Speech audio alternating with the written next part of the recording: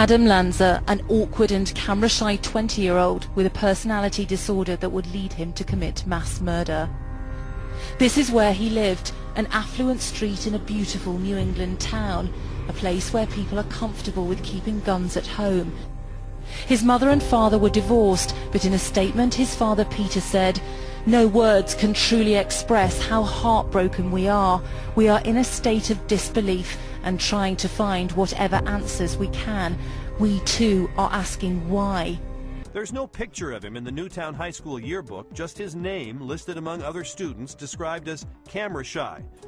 There's no picture of him in the Newtown High School yearbook, just his name listed among other students. Could you say, was Adam, maybe something went wrong with him? Was he a normal kid? I don't remember Adam, except when he was a child.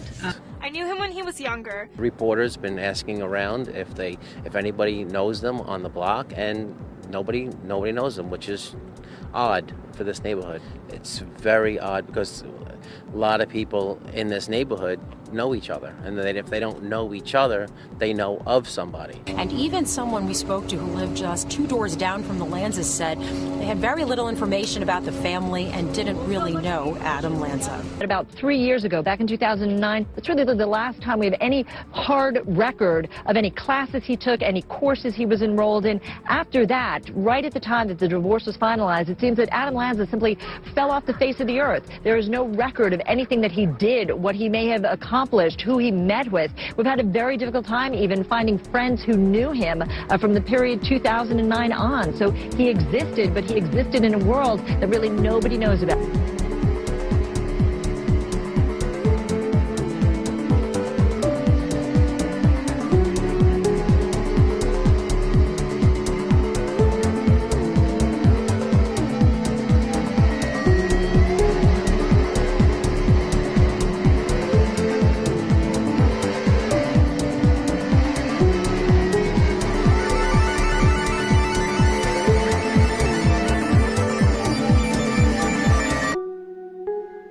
But you know what's so crazy about Adam Lanza is he appears to have fallen off the grid. There are basically 3 years that are unaccounted for. The last time there's any record of him was back in 2009 when he was a student at a local university here, and he was taking several classes there. But after that, 2009, he just sort of falls away. So nobody really knows or understands what he was doing over the last couple of years. And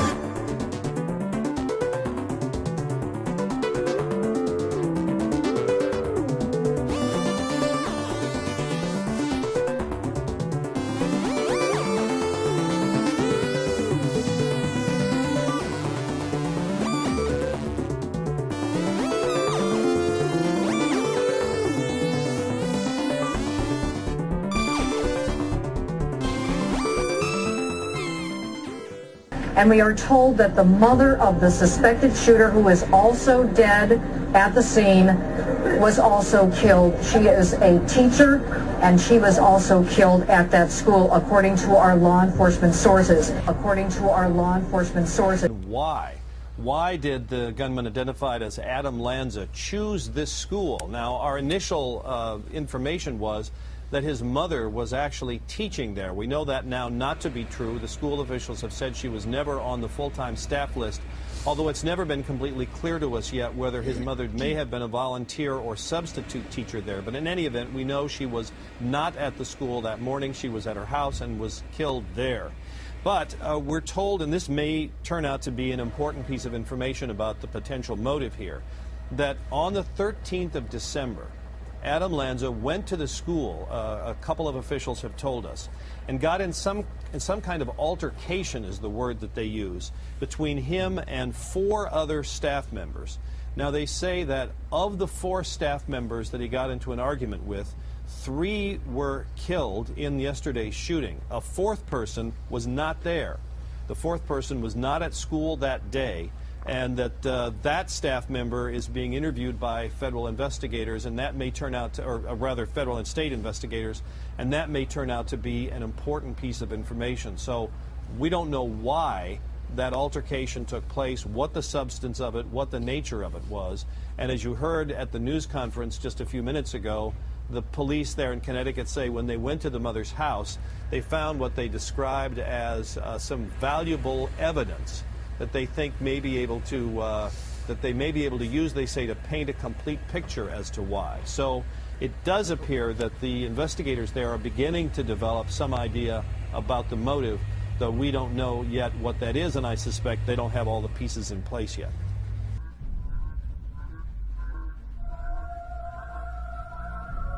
And I want to ask you something that Pete Williams reported first on Saturday. He said there had been some kind of an altercation at Sandy Hook Elementary School the day before the shootings, and that it was believed Adam Lanza might have been involved in that altercation with up to 4 teachers or administrators. Can you shed any light on that? That's been spoken about a great deal during the number of press conferences that we've had, and we've been able to look at that and find out that there was no report of any altercation involving the shooter, the suspect, if you will, at all at that facility. Adam Lanza destroyed his computers before he drove to Sandy Hook Elementary School on Friday. Investigators say the Newtown gunman did such a thorough job, the FBI has been unable to retrieve any information from those computers. Was her son's first victim, even though friends say she went to great lengths trying to help him with his difficulties. And the very same guns Nancy Lanza kept for target shooting and for safety were the ones used to murder her. One relative says she kept the weapons for self-defense. We talked about prepping and, are you ready for what can happen down the line when the economy collapses? Friends say she taught her sons how to use the weapons, but say her interest in guns was just a safe hobby. I've seen a lot of things in the media about her being this survivalist wacko, and that was not her at all. Ironically, young Adam Lanza was so opposed to killing, he would not even eat any meat. He was a vegan, says one family friend. She told me repeatedly how obsessed Adam was about holding the gun the correct way so that it would be safe. The gun was up and never pointing at anybody. That safety was paramount, always. Newly obtained divorce court records show that she was given final authority to make decisions on how their son would be raised. For a while, she taught him at home, says an in-law. She eventually wound up homeschooling him because she battled with the school district. In what capacity, I'm not 100% certain. If it was behavior, if it was learning disabilities, I really don't know, but he was a very, very bright boy. He was smart. According to a friend, to accommodate his painful shyness, she would tell Adam if anyone was coming to the house so he could stay in his room if he wanted to. She tried hard to get her son help, friends say. She would cancel weekend plans if he was having a tough time. And she was thinking of selling the house if her son found a place he wanted to study, maybe in Washington State. She was ready to sell her house and move wherever Adam wanted to go for college. Back when Adam Lanza was at school and would shut down and withdraw, staring at the ground and not talking to anyone, his mother would come down to the school and coax him out, according to Richard Novia, who was the advisor for the tech club the boy was in. She was a good mother who pretty much doted over her boys. Divorce records show she and her sons were well provided for. Her alimony this year was scheduled to be $289,000. Friends say she did not need to work, although she gave to charities and was personally generous herself. She was she lived a wonderful life. If he needed help, I know they would have gotten it for him. because they were the type of parents, even when they were married, as well as being separated, if the kids had a need, they would definitely feel